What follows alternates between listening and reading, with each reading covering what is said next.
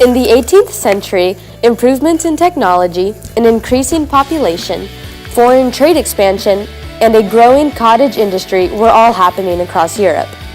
Britain, however, took the lead over other European countries as they engaged in no wars, putting them at an economic advantage.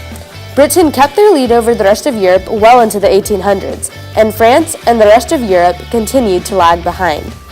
But in 1815, the playing field leveled out as continental Europe gained three advantages. They had skilled merchants, capitalists, and artisans. They didn't need to waste time or money finding new technology, as they could just use Britain's new methods and ideas, and they had a strong independent government who supported industrialization.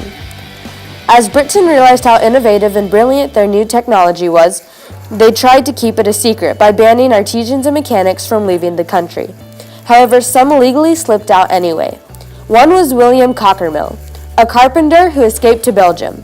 Cockermill set up plants that eventually became hugely successful, and more workers illegally escaped Britain to come work there. British technicians are the ones who spread early industrialization across the rest of continental Europe. Most continental businesses adopted factory technology.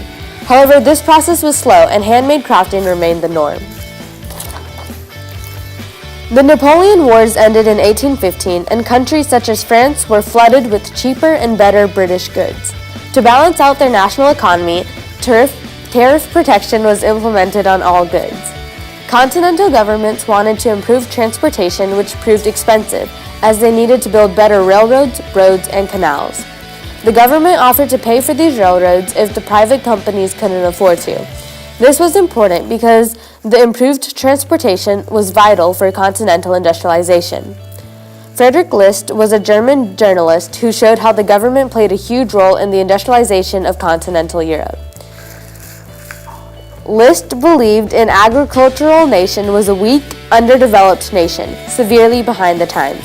Promoting industry was equal to defending the nation in his mind.